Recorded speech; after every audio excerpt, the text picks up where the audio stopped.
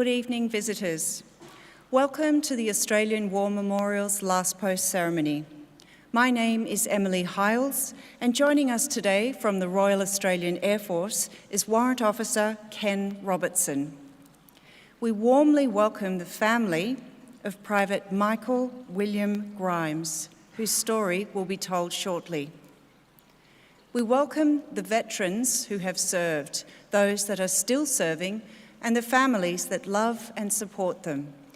We acknowledge the members of RSL and Services Clubs Association, RSL Victoria and RSL Queensland who are watching the broadcast of this ceremony across Australia.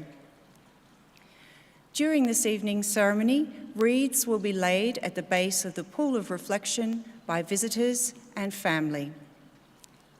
If you're able, please stand and join in singing the national anthem.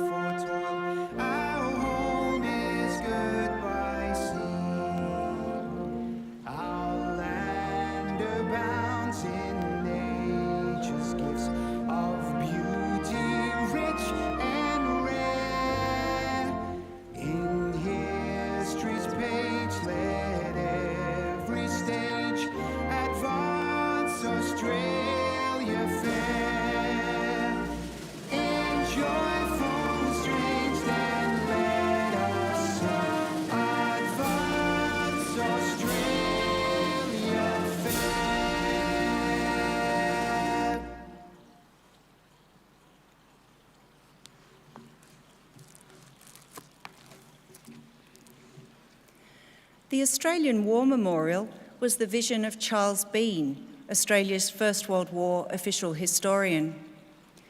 Bean landed with the Australian troops on Gallipoli and stayed with them at the front through to the end of the war.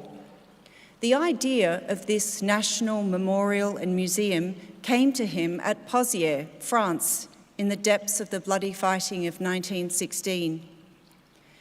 Bean's idea was that this would be a place where family and friends could mourn loved ones buried in faraway places.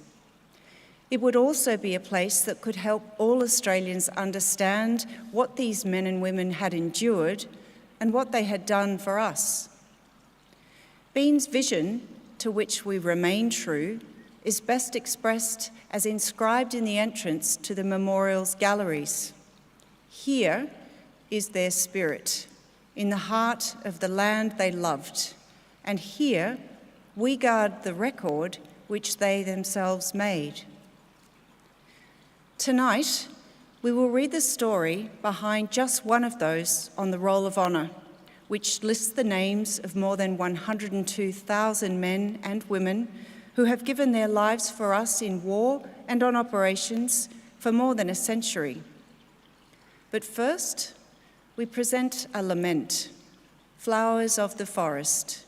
Wreaths and floral tributes will now be laid at the base of the pool of reflection.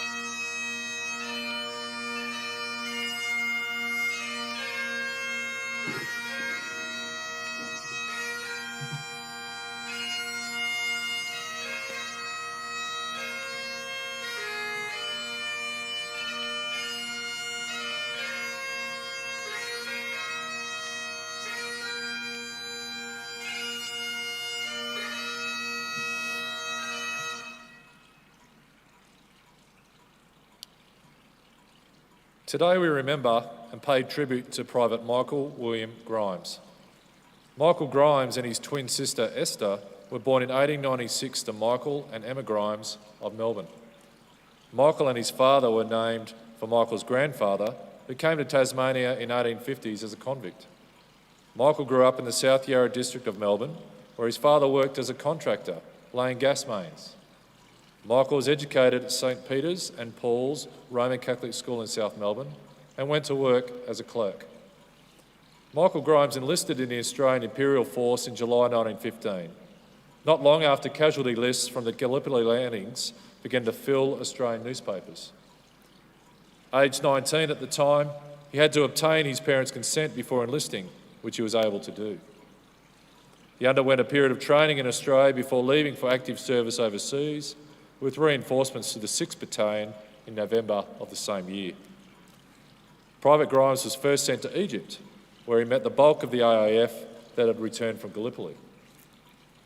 For the next several weeks, he continued training in the desert before he and his battalion were sent to France to fight on the Western Front. In late July 1916, the 1st Australian Division, of which the 6th Battalion was a part, attacked and captured the German-held village of Pozières. During the operation, the 6th Battalion was held in reserve, providing carrying parties to take food, water and ammunition to the most advanced parts of the line. Eventually, the battalion was given the task of holding advance posts in the newly captured positions, which the men did under some of the heaviest artillery fire seen on the Western Front. Another member of the 6th Battalion who, like Grimes, came through the period in the front line unwounded, later called it 15 days of hell. A little over 2 weeks later, the 6th Battalion was once again called into action at Pozières, again supplying working parties to the front line. Private Carter later wrote that the 6th Battalion got special mention for the great work done by their working parties. Men died as they worked, with sleeves rolled up and the pick in their hands, soldiers and men, every one of them. On the evening of the 16th of August 1916, the 6th Battalion was ordered to dig a strong post as close as possible to a German-held position near Mouquet Farm.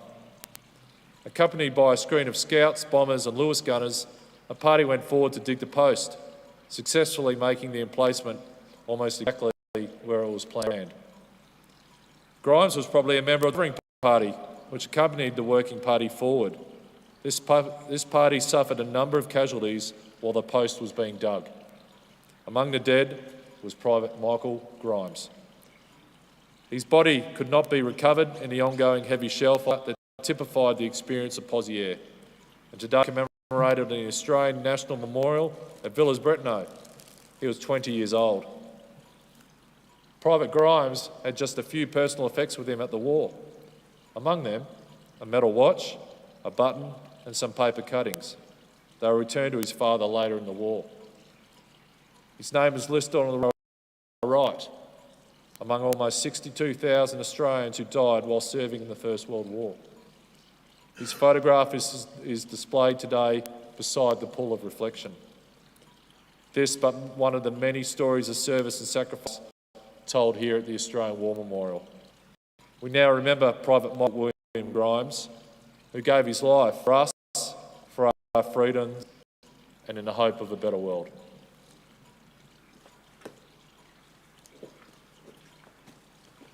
Please stand for the reading of the Ode and the sounding of the last post.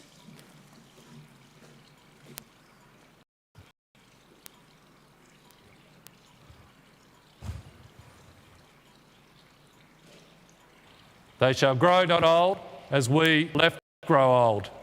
Age shall not weary them, nor the years dim. At the going down of the sun, and in the morning, we will remember them. We will remember them.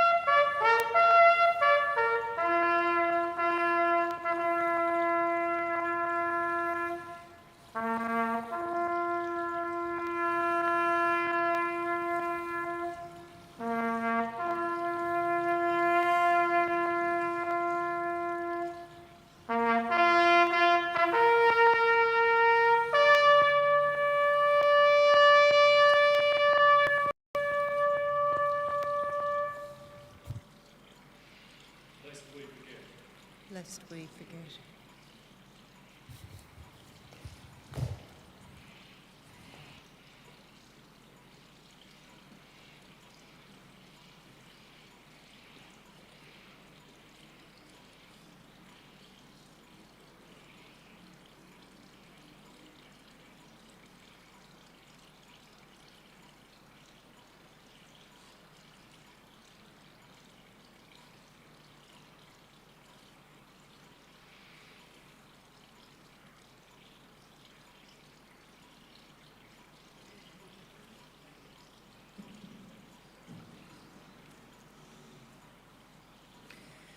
We leave you this evening with the words of the memorial's founder, Charles Bean. Many a man lying out there at Pozières or in the low scrub at Gallipoli, with his poor, tired senses barely working through the fever of his brain, has thought in his last moments, well, it's over. But in Australia, they will be proud of this. Ladies and gentlemen, that concludes the last post ceremony.